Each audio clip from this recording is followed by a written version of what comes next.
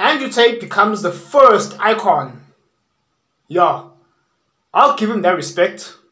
I consider him an icon. Not necessarily because of the things he says, not necessarily because of what he stands for, but more so because of what he's been through. Now, we all know what happened to Michael Jackson. He didn't kill himself. We all know what happened to Jeffrey Epstein. He didn't kill himself. And the powers that be, or as I like to call them, the Agent Smiths of this matrix, they tried doing Andrew Tate the same way, and they missed. Andrew Tate becomes the first to withstand the relentless waves of attack by the Matrix for two reasons. The first being, it's all thanks to alternative media. Back in the day, we used to, before YouTube, before alternative media, we used to rely heavily on the false narratives, the false media propaganda, mainstream media propaganda on mainstream television. Whenever someone was accused of, sexual assaulting someone, or they just put out there that, oh, so-and-so is a certain way, and there was no other alternative narrative aside from the mainstream. And we have a lot to thank for YouTube, Twitter, Rumble, alternative media platforms for providing us a more credible source of information. And it's thanks to, people like us who push out certain messages. It's a thankless job what we do, because, we really put ourselves at risk. Alternative media has played a massive role in helping and rescuing and exposing the truth of, mainstream media propaganda. The second reason why Andrew Tate is still alive is because of his brother Tristan Tate. I've watched their interview with on the PBD podcast, Patrick Bet-David's podcast. And Andrew Tate admitted to himself that Tristan has been the balancing force in calming Andrew Tate, in high pressure situations. As a matter of fact, I personally have a couple of highlights that I really enjoyed throughout that interview. And one of the highlights is when Andrew Tate talked about their experience in prison. And he said that, while they were talking to the Romanian officials in the Romanian slabber, he said that, when Tristan was talking to the cops, they were busy discussing their alleged accusations. Tristan was very calm.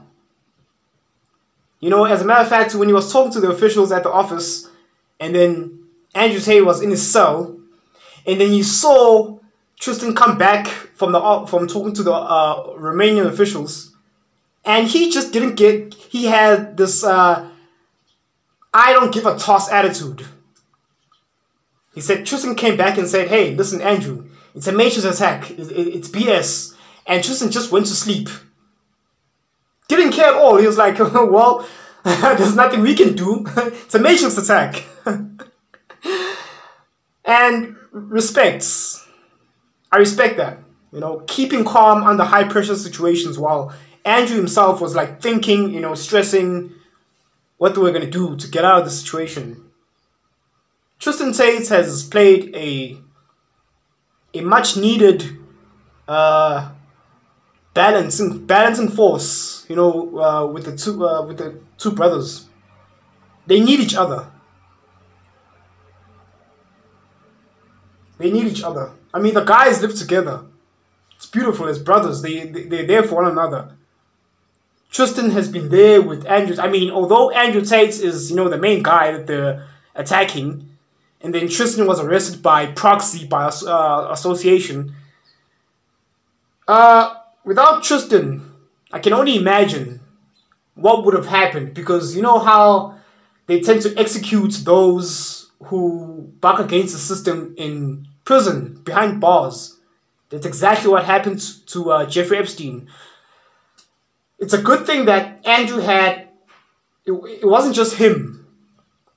He had his brother along there with him, because if they had tried to take out Andrew,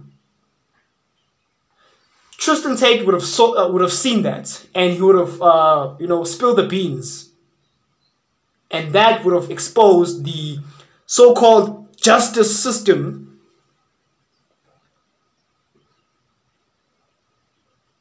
So they couldn't do it. Not while his brother was there. And of course, they couldn't execute the two of them. They couldn't execute both of them. And say that, oh, they committed suicide. That would have been real shady. That would have been dumb. That would have really created a revolution from the people. That would have really exposed the the justice system for for what they do. That would have really exposed them. It would have really hurt their credibility, as if it's not already hurt.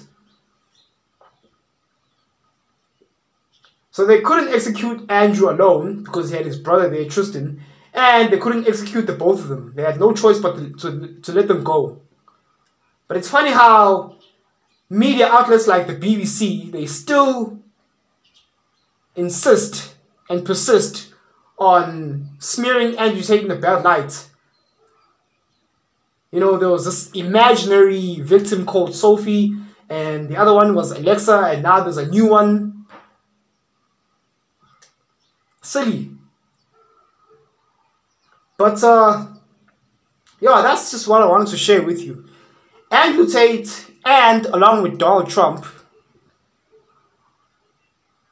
they become one of the first to, withstand the Matrix attacks. Because the Agent Smiths are obviously very desperate at this point. They're so desperate for a win. Their egos they're hurt.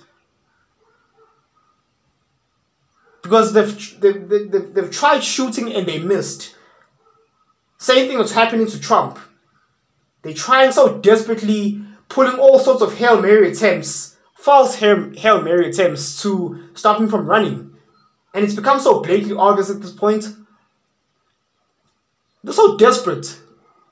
And this is the first time I'm seeing, the Agent Smiths afraid and panicking.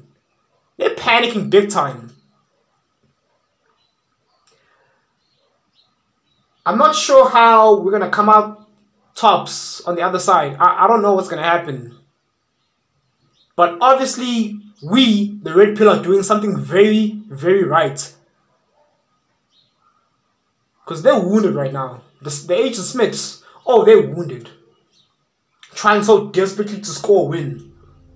To the point where now they're just not playing fair. They're playing dirty.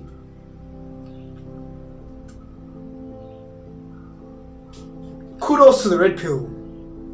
Gentlemen, support these spaces. We need your support.